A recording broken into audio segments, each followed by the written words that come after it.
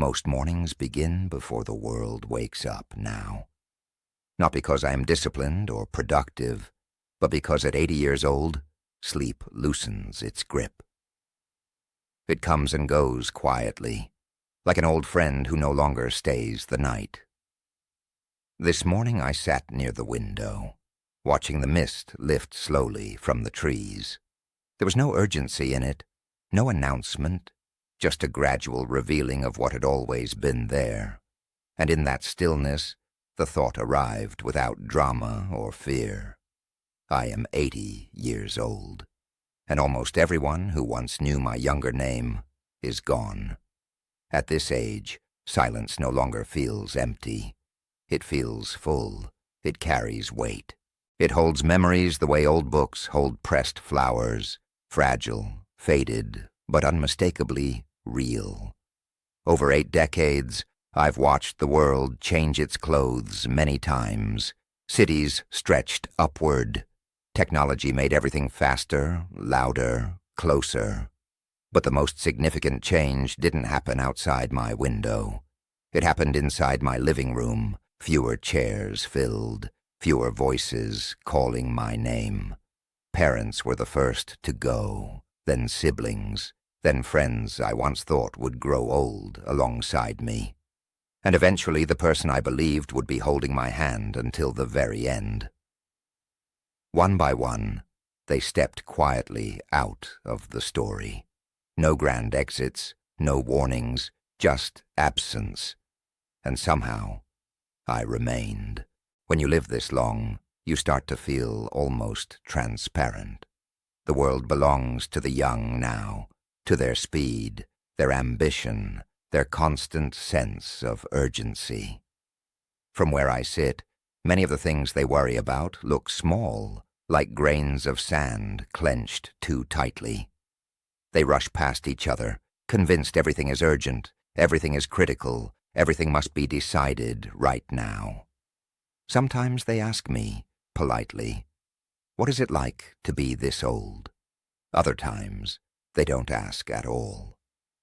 They look at me with a quiet pity, as if longevity itself is a kind of punishment, as if being the last one standing is a tragedy. But there is something about being 80 that no one explains to you in advance. When everything is stripped away, titles, roles, expectations, people, what remains is not emptiness. What remains is clarity. If you are younger than me, listen carefully. If you are my age, sit beside me for a moment.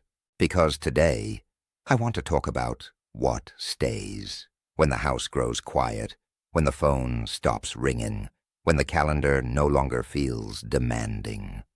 The first truth I learned is this: we never truly own anything. In my 40s and 50s, I believed my life was defined by what I had built. My career, my house, my reputation. I protected these things fiercely, as if they were permanent structures that would outlive me.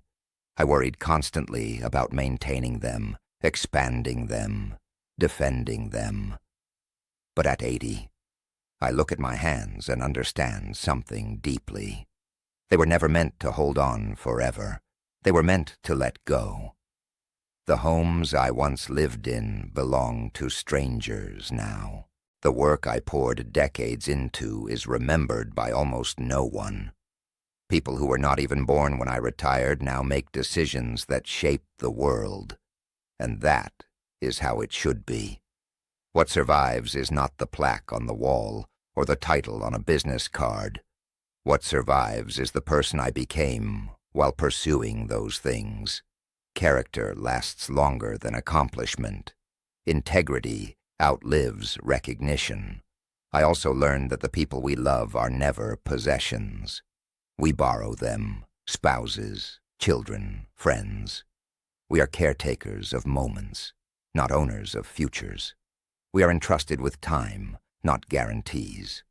And when you stop trying to hold people forever and start truly experiencing them, grief begins to change its shape. Loss no longer feels like theft.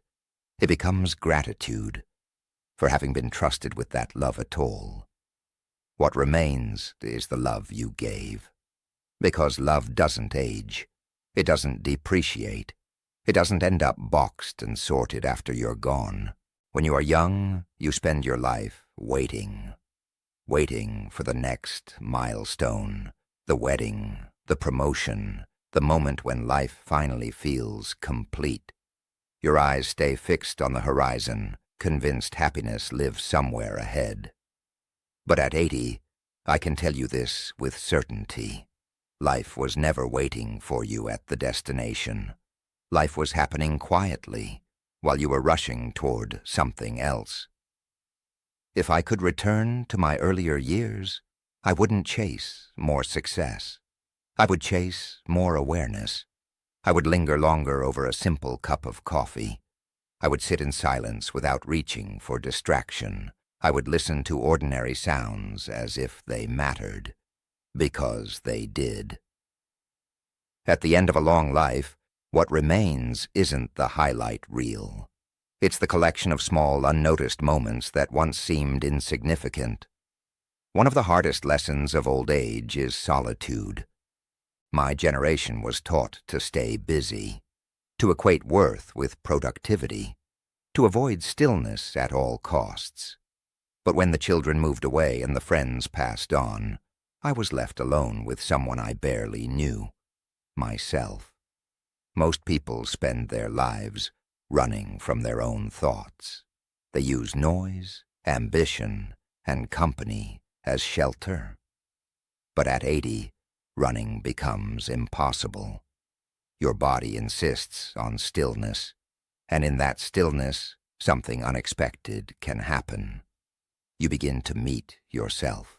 At first it is uncomfortable. There is nowhere to hide from regrets, from memories, from questions you postponed for decades. But slowly, if you stay, you discover strength. What remains is an inner structure, an internal refuge. If you never build a relationship with yourself, old age can feel terrifying. But if you do, it becomes peaceful. I learned to forgive the versions of myself I once judged harshly. The man I was at 25, the man I was at 50. What remains now is a quiet acceptance of the face in the mirror. People often ask me if I have regrets. Of course I do. Only a fool or a liar would say otherwise. But time teaches you the difference between regret and remorse. I regret risks I never took, opportunities I let pass, words of love I kept hidden behind pride. But the heaviest weight is remorse, for moments when I wasn't kind. We spend so much energy trying to be right. We argue. We protect our egos. We hold grudges as if they serve us. But as the names in your address book slowly disappear, you realize something painful. Being right is the loneliest victory in the world. Kindness was always the wiser choice. If someone comes to mind while you're listening to this, don't wait. Call them, not to explain, not to correct, not to settle old scores, just to say, I'm glad you're here. Because one day they won't be, and the argument won't matter at all. There is a quiet grace in watching the world continue without you. At first it can feel like rejection, like you're being left behind. But eventually, you understand it is renewal. I see my grandson's eyes and recognize my father's gaze looking back at me. I see that I am one thread in a very long tapestry. My role now is not to lead the parade, but to witness it. There is freedom in no longer needing to be important. So what remains when everyone has left? Gratitude. A deep, aching gratitude for having been here at all, for love experienced, even when it ended, for thousands of ordinary mornings that quietly added up to a life. I have seen nearly 30,000 sunrises, and now I am not afraid of the dark anymore. Because I understand something I once feared. Light does not disappear. It simply moves ahead. If you are listening to this, Don't wait until age teaches you these lessons. Look for what remains now. It is already near you, in the breath you just took, in the person sitting across from you, in the quiet moments you usually rush past.